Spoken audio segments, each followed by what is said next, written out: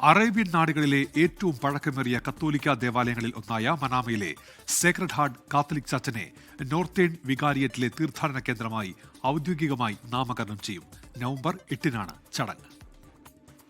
85-ാം വാർഷികം ആഘോഷിക്കുന്ന മനാമ തിരുഹൃദയ ദേവാലയം അഥവാ സേക്രഡ് ഹാർട്ട് കാത്തലിക് ചർച്ചിനെ നവംബർ 8-ന് വടക്കൻ അറേബ്യയിലെ അപ്പോസ്തോലിക് വികാരി ബിഷപ്പ് ആൽഡോ ബെറാഡി അർപ്പിക്കുന്ന പൊന്തിഫിക്കൽ കുർബാനയിലൂടെ നോർത്തേൺ വികാരിയേറ്റിലെ തീർത്ഥാടന കേന്ദ്രം എന്ന പദവിയിലേക്ക് ഔദ്യോഗികമായി നാമകരണം ചെയ്യുന്നു. Joy for the Catholic in the Vicariate of Northern Arabia, especially in Bahrain, because this is the first church in the Arabic Peninsula, except of course Yemen was other churches but destroyed unfortunately by the war, but this one is the eldest and the more venerable church we have in our vicariate, and this is a joy for us to promote this place of worship. കൂടാതെ ദേവാലയത്തിന്റെ റെക്ടറെയും bishop പ്രഖ്യാപിക്കും. കത്തോലിക്ക സഭയുടെ സമ്പന്നമായ പൈതൃകം സംരക്ഷിക്കുന്നതിനും ആരാധന, ഭക്തി തുടങ്ങിയ ദൌത്യങ്ങൾക്ക് മേൽനോട്ടം വഹിക്കുന്നതിനുമാണ് റെക്ടറെ നിയമിക്കുക. 1939-ൽ അന്നത്തെ ബഹ്റൈനിലെ അമീറും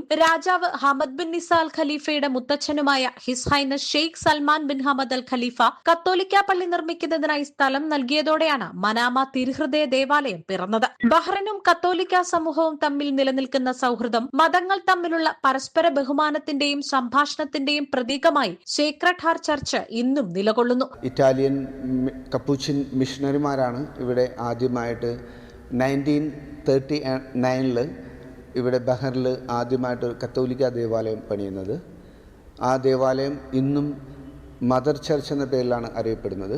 ഒത്തിരി പേർക്ക് കത്തോലിക്കരും ക്രൈസ്തവരും അല്ലാത്ത മറ്റു മതത്തിലുള്ള വിശ്വാസത്തിലുള്ളവരും ഇവിടെ വന്ന് പ്രാർത്ഥിക്കാറുണ്ട്.